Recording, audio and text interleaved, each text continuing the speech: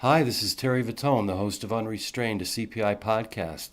I want to thank you for tuning in again, or if this is your first time listening, welcome, and I hope you enjoy the following interview with the founder and president of Dementia Care Specialists, Kim Warchol, who begins our conversation with a story about how she used a slot machine to help bring a woman living with dementia back from hospice care to several more years of life enjoying her remaining abilities.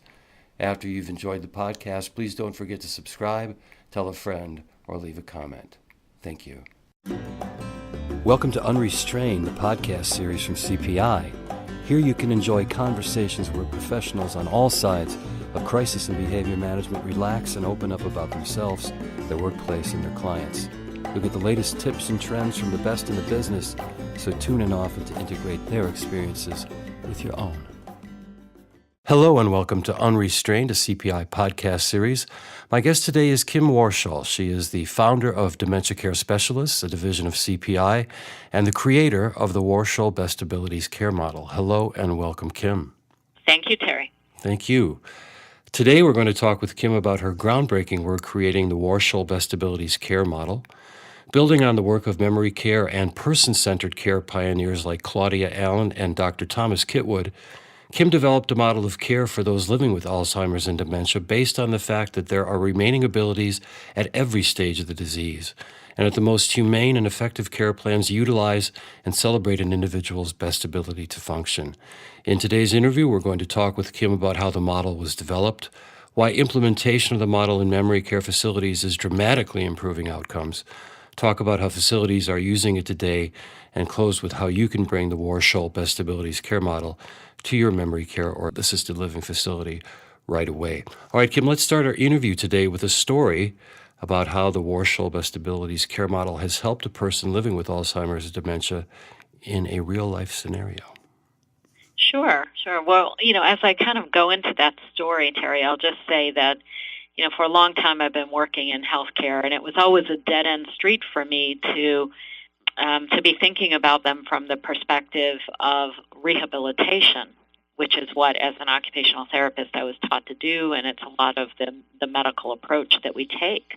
And really, rehabilitation is a dead-end street because it's forcing us to think about what they've lost, what they can no longer do, and how do we try to restore that loss. Mm-hmm. That's not possible when somebody has Alzheimer's and dementia. That approach just won't work. But what does work is what's called habilitation, and that is focusing on those remaining strengths and abilities.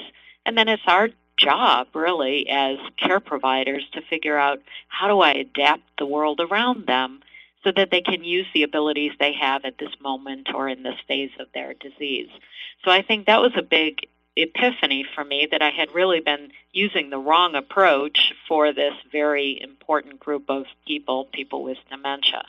And once I figured that out, that it was really a different way of caring, it was very exciting and empowering. So along the way, I got an opportunity to use this model. And when you ask for a story, a person by the name, I'll use the name Mary, just to use that as a placeholder, comes to mind. And Mary was a victim of the traditional healthcare system, which is considered medical model, where she had dementia due to Alzheimer's. She had some other medical conditions. She was moved into an assisted living community, and they felt that because she had dementia, there was no possible way to rehabilitate her, and she was beginning to lose the will to live, and she was just started on hospice care.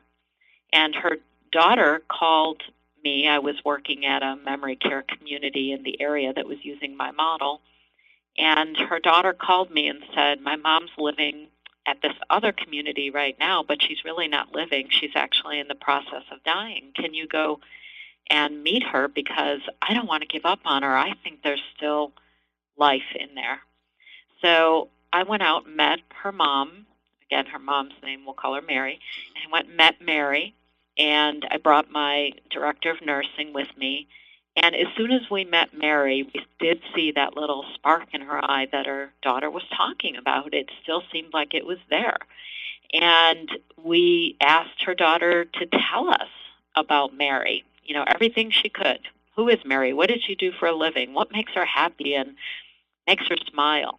And her daughter told us she used to be a secretary and that she loved to go to the casinos or the boats and gamble. So we started introducing ourselves to Mary from that person-centered perspective. We got down at Mary's eye level. Mary was kind of slouched over in a chair, just sitting in a corner. Very much did look like a person who was on the threshold of dying. But we did see that spark in her eye when we started talking about the fact that she used to be a secretary and what that was like.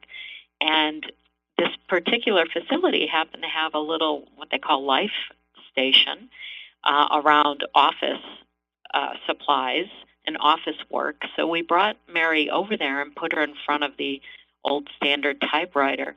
And I put her fingers on the keys and I started depressing the keys. And suddenly Mary, sat up a little bit straighter.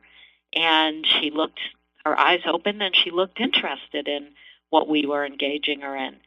And while I was doing that, my nurse was looking at her medical chart and noticed that Mary had been on a lot of powerful drugs to control her, quote, behaviors. And anyway, long story short is we saw the same glimmer that her daughter thought was still there. And we thought we could tap into that and awaken her interest, her potential, and really awaken remaining life. So the daughter entrusted us, and we moved Mary to our community, and we wrapped this care model approach around Mary and our wonderful staff, got to know her, and in a very short amount of time, in weeks, Mary was off of hospice care and doing really, really well. And I'll never forget when I brought her into the rehab gym, into the therapy gym, we wanted to try to get Mary to stand up and walk because she hadn't walked in a long time, and she had been very unhealthy. So my therapy counterpart said, well, how are we going to do that? Mary hasn't stood up for a long time. And I said, well, we have a life station here too, and it is a casino. So let's put Mary in front of that slot machine, and let's make noise right in front of Mary and see if Mary wants to get up and pull that one-armed bandit. So sure enough, there Mary sat in front of it. We made it make all that noise, and Mary stood up for the first time, and her daughter stood there and almost cried because she had not seen her mom stand up in months. Mary stood up, and that was the beginning of our ability to really do good therapy with her. And we took away all those medications, and we had the ability to reach Mary through those very personal interests that were always important to her, that awakened her potential. And we had the knowledge to keep pushing for more. We understood how to get her to a higher level of function with this type of person-centered approach. And we never gave up on Mary, nor did her daughter. And Mary actually lived several years after that. She was walking, she was talking, she was engaging in meaningful activity. It was something I'll never forget. So that is sort of your first, when you revive somebody so dramatically from a path of death to back to enjoying life through their remaining abilities, that was, it must have been a remarkable feeling to watch that happen before your eyes.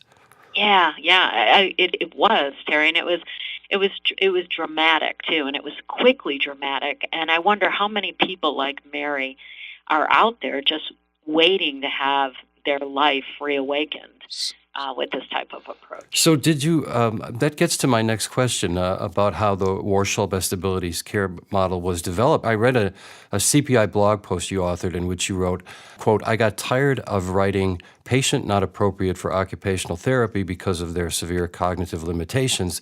That hurt my heart. Now, with Mary, the story about Mary, now this epiphany that you had, did you realize in that moment that you had a model that you could extrapolate to a whole community of people? Yes. Actually, at that point in my journey, I was already using that model and that approach on a whole community of people. I see.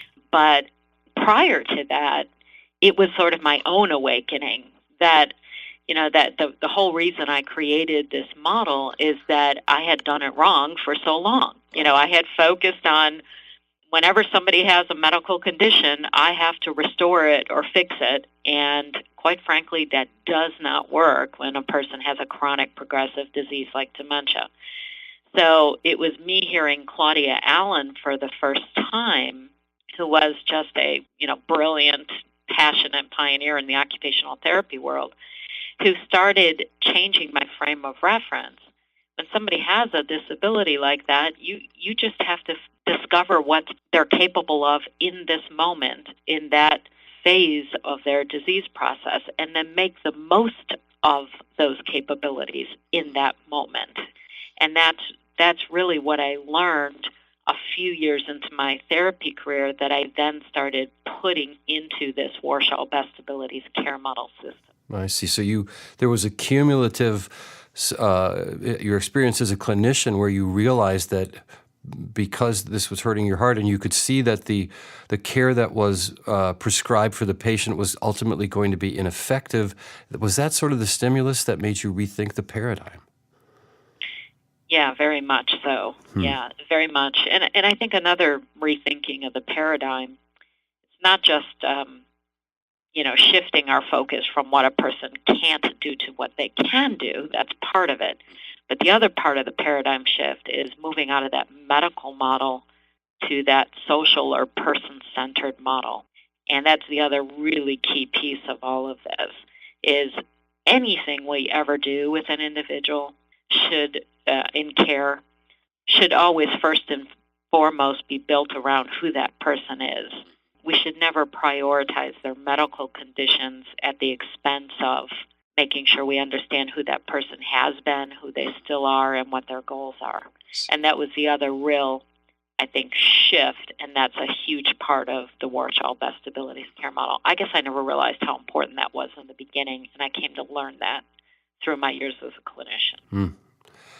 You've written, and I think you spoke to this, but I'd like you to expand on it a little bit, that the objective of the Warchol Best-Abilities Care Model is to quote, improve the quality of life, level of functional independence, safety, and health of those we serve. So why is a paradigm shift in thought necessary to make people realize that people living with Alzheimer's and dementia don't have